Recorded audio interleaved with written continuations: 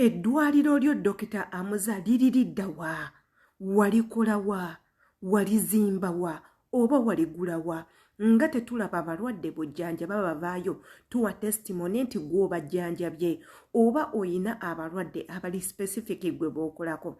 Kati nno Dr. Hamuza internet emuli bubi bamubuuza eddwaliro lye gye riri. Abamu ku bo batandise n'okugamba oba musajja gw'oli mufere ng'omukazi ye yakuwasa n'akuteekamu ssente oli mutubuzaabuza nti oli musawo oyinza n'okuba nga toyina certificate ya busawo.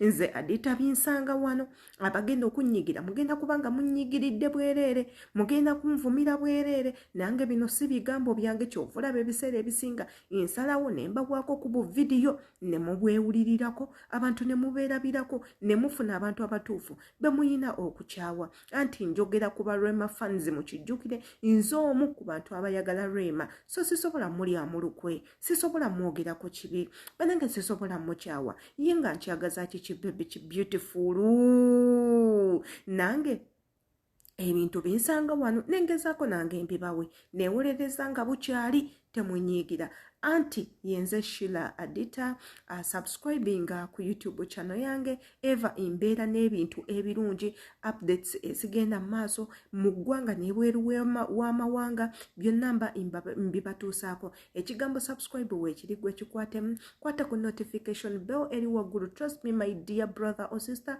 togenda kubanga wejjusa kubanga buli kyenteeka kuno trust me okyetaaga igwe commentinga ng'okozesa erinnya lyo n'ekifo mw'owangalira. Teweerabira muganda wange saagala weerabira okusubscribinga kintu kikulu nnyo eyakasooka okulaba videos zange oba yo new on my YouTube channel nawe consider subscribing kimanye nti n'okwetaaga. Katugendako mu katambi nga waliwo omu comedian ow'amaanyi mu ggwanga ali mu kwebuuza Dr. Hamuza oli mufere oba oli mubbi oba eddwaliro liriwa litulage kamba twaliko mu katambi ako tebigenda kuba bigambo byange ate naffe tusembeyo nga weebeera enkola yaffe katugendeko mu katambi. Eddwaliro lya Dr. Hamuza ono Bawaale maliri ludda wa wogyakulira banga abantu bangi baagala Dr. Hamuza abakoliko ni Dr. Hamuza mulabulabi mu bifaananyi yifubyo bino ali bweru kati nnaku zino yakozeze leero yakozeza birthday ebifaananyi biri mu kutambula ali Dr. Hamuza agenda kunyumira nnyo bafaaza Christmas oba ali waka alabirira baana ng'aliwo kulabirira baana nakufumba wakata kyakola omukazi yamugaana okukola kuba nze Hamuza siraba nku bifaananyi ng'ali mu ddwaliro lye mbuuza eddwaliro lya Dr. Hamuza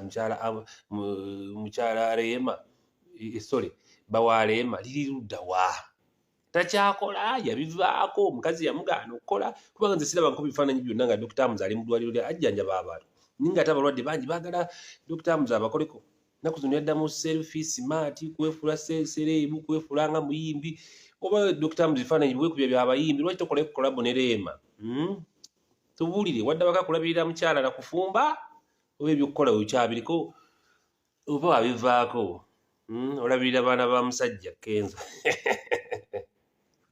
Nga bwe nnabasuubiza ne mbagamba banange bino si bigambo byange waliwo ababyogera akatambi nkabawadde sikabawadde akatambi nkabawadde onoosalawo okunkyawa bukyayi naye nga nkakuwadde munange obeere nga okalaba nze Shila Adita eno page oba channel eno ogyetaaga bulungi nnyo beera ng'ogisubscribingako my dear kati nno nze eno yegenda okubeera endowooza yange eva Abannayuganda ebintu bino tubibagamba temwagala kubiwuliriza when do you oba when will you ever mind your business ez'Abannayuganda lwaki temuva mu bulamu bw'abantu. Dr. Hamuza yakera ku makya like any other person n'akwata ssente ze millions and millions n'abeera ng'agula eddwaliro lye. For us Ugandans ebyo tebitukwatako omuntu aspendiza atya ssente ze aguze biki azikozeemu ki byatugamba byakoze mazima oba nedda teyeetaga kubanga tuwa budget of anything ate ekirala Rema she is free to invest money mu musajja we kubanga oli bbaawe they are one they are together. Omuntu bwe mukera ku makya ne mukola omukolo gw'okubeera mwenna nga muli bafumbo mulayira mu bulungi ne mu bubi ojja kubeerawo. Rema is doing a very good thing. She's doing her duty as a woman or as a wife. Ebyo byalina okukolera bbaawe kubeererawo bbaawe ebyeddwaliro Abannayuganda ffe tebitukwatako. Ayinza okuba nga Dr. Hamuza endwadde zajjanjaba Abannayuganda nga temuziyina ekirala abantu Dr. Hamuza bajjanjaba for them they can witness nti omusajja abajjanjabye oba nedda. Ekirala eddwaliro yinza okuba nga it's far away from ffe Abannayuganda okumpi we tulabira. Ekirala si lya buli omuntu ogenda kuliyingiramu.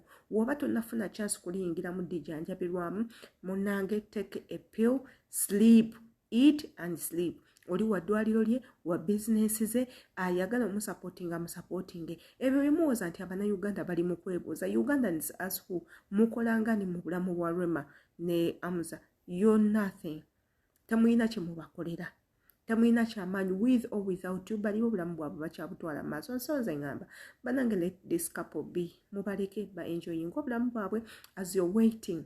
Onaawe olunaku lwo olw'okusanyuka we lujja. Yenze Shila Adita kamanye ki ky'olowooza ng'oyita mu comment section. Ngenda kubanga imbaniriza nnyo mbeera mu nnyo zonna ate nzisoma. Imbagala nnyo, take care, Mukama bankumire.